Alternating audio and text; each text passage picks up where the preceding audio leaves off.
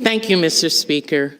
It's spring, the beginning of summer, but it's also Caribbean American Heritage Month this June.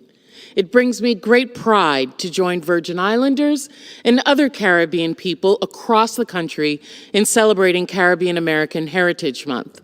As a Virgin Islander and an American of Caribbean descent, I'm proud to celebrate the life, legacy, and achievement of Americans in this country, of Caribbean people in this country. Virgin Islanders and other Americans of Caribbean lineage have made enormous contributions to the United States through academia, athletics, the arts, and more.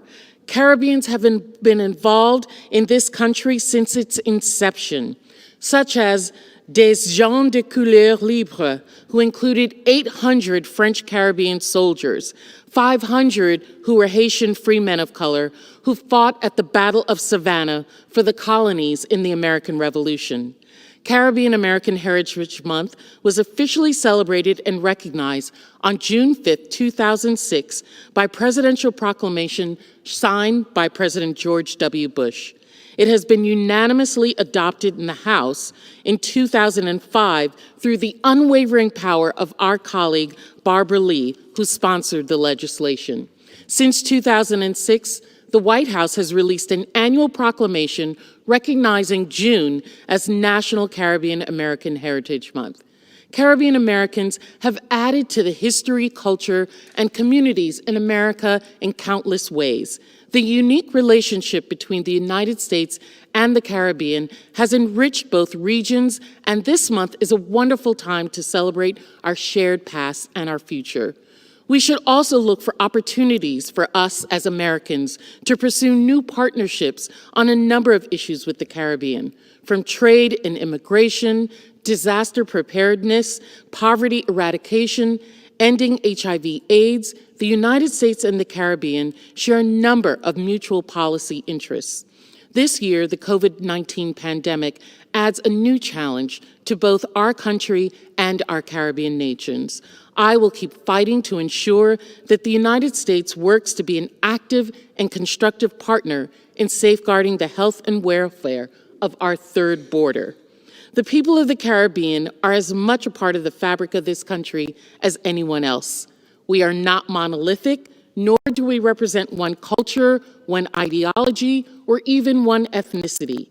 Alexander Hamilton, the drafter of the United States Constitution and our first Secretary of Treasury, was born on the island of Nevis and spent his childhood and formative years in my home on St. Croix in the Danish West Indies, what is now the Virgin Islands. Caribbean American heritage does not flow through the fabric of this country. It also flows through the halls of Congress every day. Shirley Chisholm, a personal hero of mine, was the first African-American Congresswoman and the first Black woman to run for president of a major party. Her heritage hails from Barbados and Guyana. Without her, Caribbean women, even Black women, myself and many other of my colleagues would not be here today.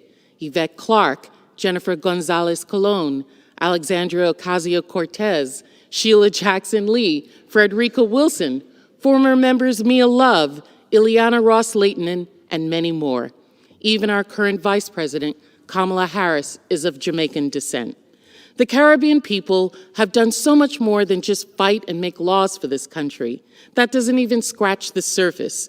The building we're standing in right now was designed by Dr. William Thornton, born on the island of Jost van Dyke in the British Virgin Islands. The symbol of our democracy was designed by a Caribbean American. Our work in the arts are felt every day. News commentators, Joy Reid, Yamiche Alcindor, Corinne Jean-Pierre, from Sidney Poitier, the first Black man to win an Academy Award, to Kerry Washington. Who could forget Cicely Tyson, Harry Belafonte, great minds like Edward Wilmot Blyden, the father of Pan-Africanism, Denmark Vesey, Malcolm X, Stokely Carmichael. In music, we've managed to not only be great, but iconic as well. Maxwell, who's considered to be the godfather of neo-soul in the R&B movement. Biggie Small, a fellow Brooklynite, born to Jamaican parents, changed hip-hop forever. And Nicki Minaj, who's changing it even more in the modern era. Some of the greatest athletes of our time, from Kareem Abdul-Jabbar, whose family is from Trinidad, to Tim Duncan on my home on St. Croix, who was just elected to the Hall of Fame, even Ramon Hayden-Wood in the NFL. During this unique time in our country's history, I encourage everyone to learn more about the contributions of Caribbean Americans, and I yield back the balance of my time.